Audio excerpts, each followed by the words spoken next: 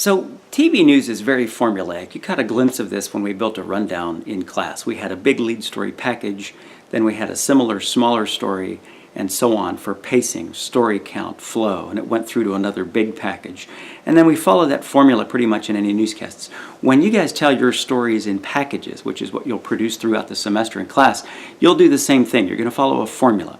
And it starts with brief natural sound, a nat pop. Then you introduce the story or your topic, big picture. Then you'll introduce your interview's subject, and then you'll have an interview with that person. Then you'll repeat. So you'll have natural sound, then a topic intro, then a subject intro, then a sound bite, usually about 15 seconds, and then you'll go into another natural sound pop, which is a scene changer, and go on and repeat it. So I want you to get used to thinking about that formula, that repetition as you tell stories, and that's what we're going to talk about today. I put a link on Blackboard to a story about Farm Aid coming up in Raleigh, North Carolina. Take a minute and go watch the Farm Aid story and look for three things: how they introduce the story, how they introduce the character, and how they use natural sound to break the story into pieces, into discrete sections. And remember, natural sound can include a voice, which you'll see in this story. The farmer's saying, "I've been farming about 35 years. That's natural sound. You'll know when you get to the actual sound bite because it'll be longer and they'll put his name on the screen.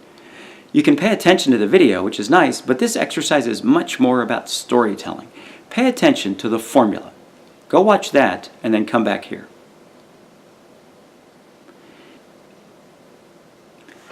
Did you notice the natural sound at full volume? Two quick sound bites with the farmer, and then when they went to the Farm Aid story, we got the music sound full of the guitar playing. That's a nice tool. It's a nice device, especially in transitions from one scene to the next. So for example, in this story, we went from outside with the farmer to inside at the concert. So a nice tool to make that transition is a nat sound full guitar riff that tells us we've left outside, now we're inside talking about the concert. So I want you to think about those natural sound elements while you're out shooting your story. All right, something else to remember. You're going to introduce us to subjects, to people in your stories, and you're going to have shots to introduce them. But I also want you to think about natural sound opportunities when you do those intros. A good example is the farmer, Mickey Bissett, in that story you just watched, The Farm Aid. We have a little nat sound of him talking. It could just as easily have been, "That's a nice sweet potato right there," or stuff landing in the truck out in the field. Any little nat sound device like that is a nice way to help introduce a person, a subject to, not just your story. So look for opportunities to shoot those kinds of things while you're out reporting your stories. By the way, there was a problem with that story, something that violates one of our principles that we teach in other journalism courses here at Tech, and which I teach in mine and I've referred to in my lecture. It was a single source story. We always like for you to have at least two sources in a story. Now this one was a profile of a farmer and it had to do with Farm Aid, and in fact WRAL in Raleigh is probably sponsoring Farm Aid, which is why they did that story. So it works, but you're always going to want to have at least two sources in stories here. And honestly, how hard would it have been to go and talk to one of his sons or somebody at the produce section in the store about the importance of Farm Aid? Okay, another important concept: say dog, see dog. Your video should complement or match your words. If you're talking about sweet potatoes, show me sweet potatoes. If you're talking about Farm Aid, I want to see musicians and hear them too. I want you to go watch another story. This one's from WBAL in Baltimore. It's about school vaccinations. This time, pay close attention to say dog, see dog. When the reporter talks about students going back to school, we see them walking in. When he talks about notices being sent home with kids, we see those being handed out. When he introduces people, including a school administrator, a parent, and a school health official, we see each of them when we hear their names. There is a mistake in this package. At one point, a violation of one of my video rules that I've talked about, and I want you to see if you can catch it. But for now, just pay attention to say dog, see dog throughout the story, including when he introduces people by name or title. Go watch that story on vaccines and then come back here. So I hope you notice the say dog, see dog, and that'll be important in the assignment you're doing today, but also all the way through the semester. That's something important that I'm going to want you to adhere to in all of your stories. Did anybody catch the mistake, the visual mistake that I've talked about in class? I'll give you a hint. It involved the mother going into the office with her daughter and signing some papers. So she gets introduced there, but there's a problem.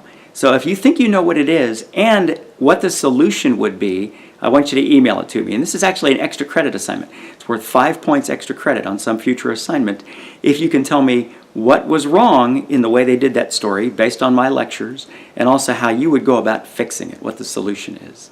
Send me that and you'll get 5 points extra credit if you get it right on a future assignment. Okay, so far I've covered two big concepts. Natural sound to break up things and break up your voice and to have scenes broken up. And then say dog, see dog. That's the second big concept. I'm going to introduce another one. Be conversational.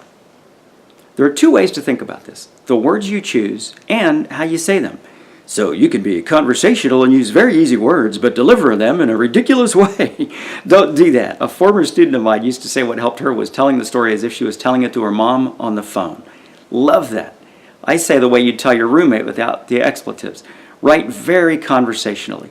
Never use words like vehicle, officials, pending, several, additional, imperative, concerns, beverages. Imagine using any of those with your roommate. Brendan, I have concerns about your pending consumption of additional alcoholic beverages. No, it's like, dude, I'm worried about you having too much to drink. And I used words like dude, folks, guys, stuff in my stories. Two more tips. Use active voice, not passive voice. You may have heard this in other journalism classes, but never had it explained well. It means simple sentences which happen in this order: subject, verb, object. If you think about your sentences that way, it helps. Here's an example. Commissioners held a meeting. Tech students crowded into the game. Subject, students. Verb, crowded. Object, the game. Passive voice would turn it around. The game was attended by many students. A meeting was held by commissioners. If the object comes before the subject, the thing before the people, it's probably passive voice, and it's not how you usually talk. It's not what we want in scripts in this class. Finally, I've already mentioned that you'll introduce your subjects. Farmer Mickey Bissett had a double dose of trouble last year. You're going to want to do that, but there's a concept called stealing your thunder that you want to avoid. When you introduce your interview subjects, you're going to mention their name and something about them, and then they're going to talk. What you want to avoid is giving away what they say in their interview in your intro. Farmer Mickey Bissett had a real tough time because of weather last year, and then he couldn't get his insurance claim. And then we go to the interview, and he goes, yeah, I tell you what, the dry weather really hammered us, and then we tried to get an insurance claim and failed on that too. Well, you gave that away before he spoke, so it's redundant. A better way to do it is Farmer Mickey Bissett talks about last year. It's very vague, it's very short, it keeps you out of trouble. Students talked, you could say Keely Womack was at the game. Or you could give a little bit of away and say Keely Womack had strong words about the game, but not say whether it's positive or negative or exactly what she said. And another way you can do this is Tina Fey spoke at the commission. Again, you introduce her, you mention that she was there, you're not mentioning what she said. So you want to try to avoid that. That's called stealing the thunder of your interview. Be vague in your introduction so that you're not redundant when your interview subjects speak. Here's a story I did about Jeff Kinney, Diary of a Wimpy Kid author, when a new board game came out based on his books. Watch for the conversational writing, say dog, see dog, and natural sound. When I talk about books, you'll see kids reading. When I talk about the game, you'll see that. When I mention Jeff Kinney, you'll see him, at least just before. Note how I avoid big words and try to just chat. Also, note how many close-ups I shot for this. I was the reporter and the videographer, but especially pay attention to say dog, see dog, conversational writing, and again, how I use natural sound to break up my voice, and in two spots to show a change of scene from outside to inside and back again. And both my writing and delivery are conversational. All right, I put this sample script on Blackboard. You'll download it and type right over it. You'll want to write your facts, your introductions to your interview subjects, and story details in the column to the right. Then describe your video and natural sound to the left. So I mention natural sound, I describe the video I'm showing to go with the story. When I mention the library manager, I mention that I'm showing her walking here. You'll want to download this and save it with your name in the title or type your name in it somewhere. You're going to type over this. All right, your assignment. This is what we would have done in class today. I want you to go find a link to a local newspaper story, meaning it's not just about national politics, fighting ISIS in Syria, Champions League soccer. It doesn't have to be Lubbock or West Texas. It could be in Dallas or Houston or even Chicago or Miami, as long as it's a local or state story. I want you to find a link to a newspaper article which has all of the following. It answers who, what, when, where, and why, and has at least 2 source interview quotes from at least 2 different people. There's an example on Blackboard from UT-UCLA football game. Here's what that one looks like. Don't use this one. Go find your own. A good place to look is under the state news link and on a newspaper website. You're going to use this format, which I've uploaded to Blackboard. Save it to your computer with your name, and then just type right over it. The right column is your script, what you and your interview subjects will say. The left side refers to your visuals, what we will see and hear, including natural sound.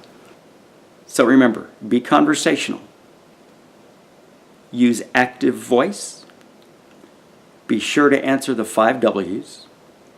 Introduce your interview subjects before they speak, but don't give away what they're going to say. On the left side, write what we're seeing. So you can imagine, you can make up, invent your natural sound and video. It's up to you what video you captured. So yes, you can make that part up. You can pretend you shot just what you needed. So just think about what you'd like to have.